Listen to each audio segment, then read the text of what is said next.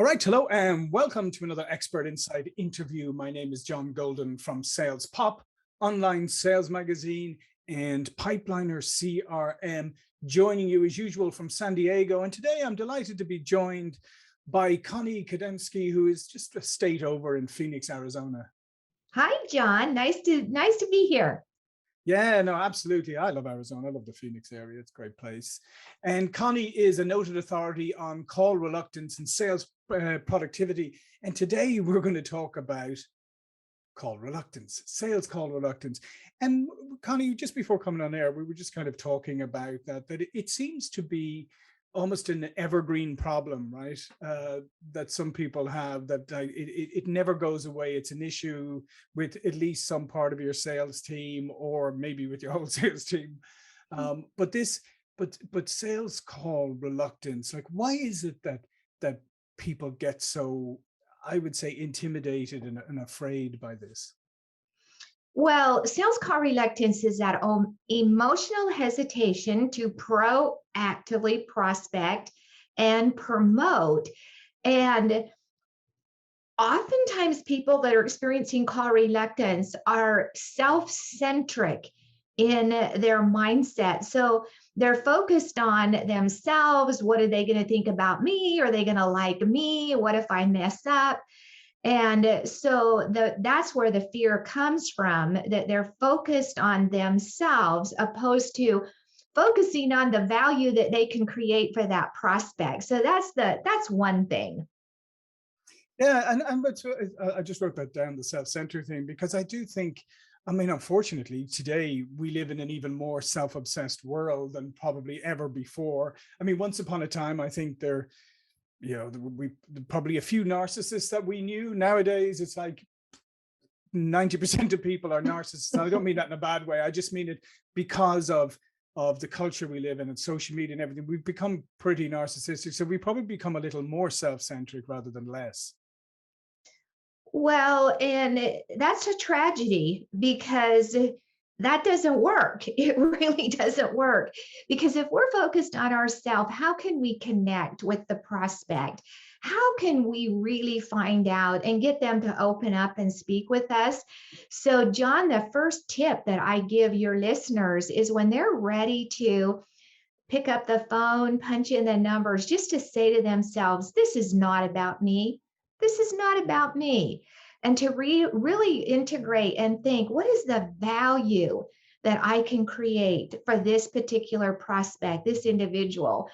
And that can kind of really be a head spinner, and it actually works. And it's funny, and what you're talking about there, it kind of works in all aspects of your life if you want to apply it to it. When you engage in something, instead of always looking for what you're going to get out of it, how you're feeling, and all of that, is actually to try and put yourself, like, have that empathy and as you say, focus on what value I can bring to the other person. And when you do that, right, it's a little more exciting. You're a little bit more excited to have that call. Oh, absolutely. And it's so interesting that where the prospect is looking for a dialogue, and sometimes the prospects feel that they're just on the salesperson just asking them a whole bunch of questions. So we have to really get comfortable in feeling out our prospect and find out what kind of person are they. And we have all the access in the world to find out about prospects now. So I do not have my clients cold calling. I don't believe in cold calling, because you can call people you've never met before and it really have a warm connection with them. The warmth starts within you first, and then you can be able to start making the inroads there. Yeah, I think that's a great point, because how you make people feel when you engage with them initially. Because let's face it, when a salesperson calls a prospect, or the prospect initially almost always has their defense mechanisms up. So it's almost like, if you can bring that warmth, if and real kind of as you say, customer centric or prospect centric approach, that really helps bring down the barriers. Yes, yes. And it helps the salesperson also to be comfortable, because when we're prospecting, we are making an unsolicited call. And so that's where we have to really recognize that and be okay with it. I mean, that's what salespeople are hired to do, to create conversations and convert those relationships into a sale. And so it's really getting into the mindset. I see the mindset as the road to peak performance. If you can imagine a roadway, the roadway is the underlying mindset that puts people into that activity. Yeah, no, absolutely. I was just making a couple of notes there, but because I just wanted to come back to what you said about creating conversations, because I do agree with you earlier. Sometimes we know that asking good questions and good discovery questions and going is a good thing to do. However, sometimes people do that without it becoming a conversation. It just, as you said, becomes an interrogation rather than a conversation. Yes, yes. Yeah, so I guess you have to be very, when I think actually keeping that idea of creating conversations in your head, that's a very powerful idea. So thank you for that. I think people make note of that. Remember, when you're talking to people, you want to create conversation, not interrogation. And the other thing that you mentioned there is mindset. And a lot of people are talking about mindset as if it's a new thing. But what other mindset traits do you think, or mindset skills people need to have in order to be successful? Like, what should their mindset be? Well, and we do hear mindset, mindset, mindset. What's your mindset? And I always ask, who is setting the mind? Who is setting the mind when we get out of bed in the morning? Is it our anxiety that is setting the mind? It's our fear setting the mind?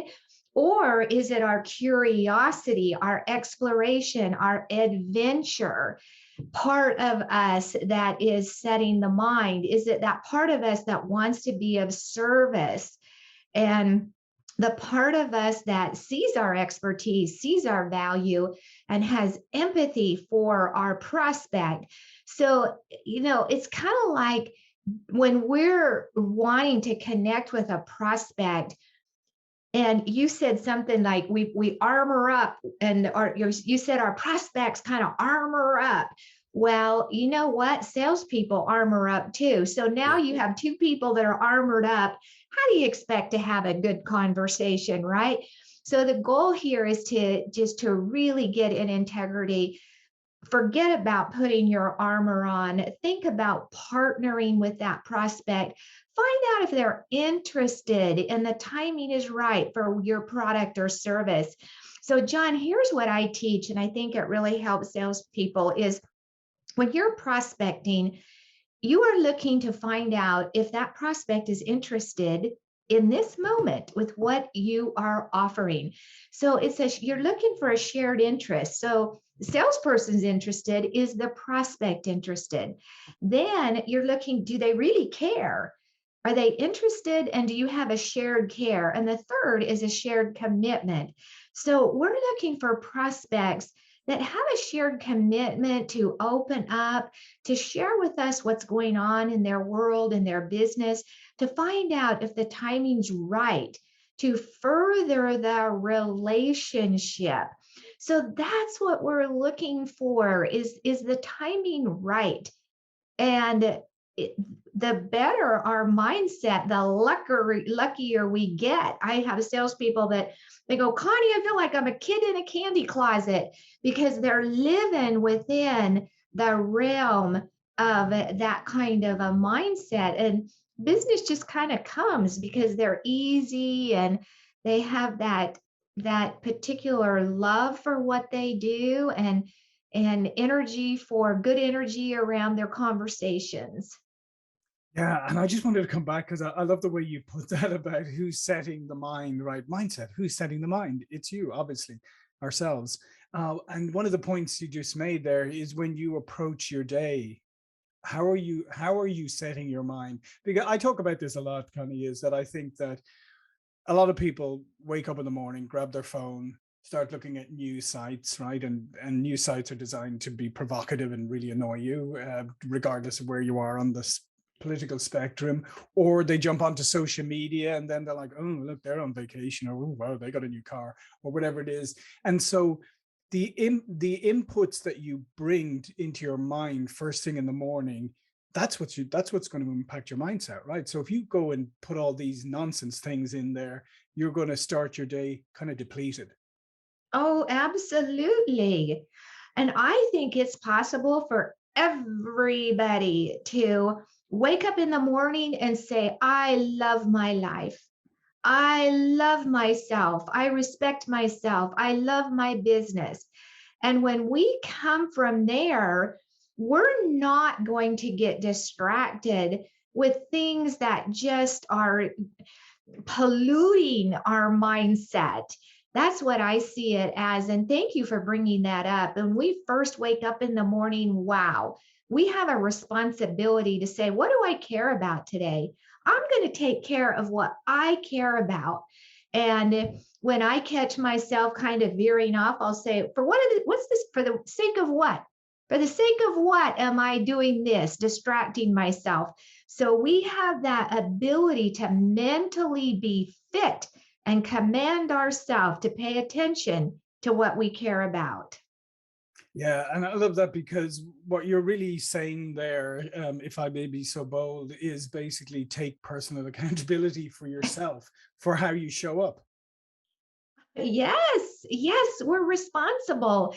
And so, John, I can tell you love what you do. I can tell that you enjoy what you do, and it just comes across that like that. And so you have the discipline to stay focused on what's your purpose, what is this, right? And when that shows up, boy, that's an example for other people. So thank you for having your podcast and educating salespeople, because salespeople need to land on something that when they get a little antsy, instead of going to social media, go to a podcast, go to SalesPOP, and just listen for maybe a couple nuggets that can carry you through the day. Yeah, well, thank you for that. I appreciate it. But you mentioned something really critically important there that I just noted down here, was the purpose piece, because I do think that a lot of people turn up for their work every day. Doesn't have to be sales. It could be anything, without a good sense of what their purpose is, why they are doing this, why it's important to them and to their life. Sometimes it's just like, well, I'm showing up for work because I need a paycheck and that's what's expected of me. I have to do this. I think more people need to figure out what their purpose really is. Oh yes, that's a tragedy. Life is meant to be beautiful, exciting, adventurous, and to get to find out, yes.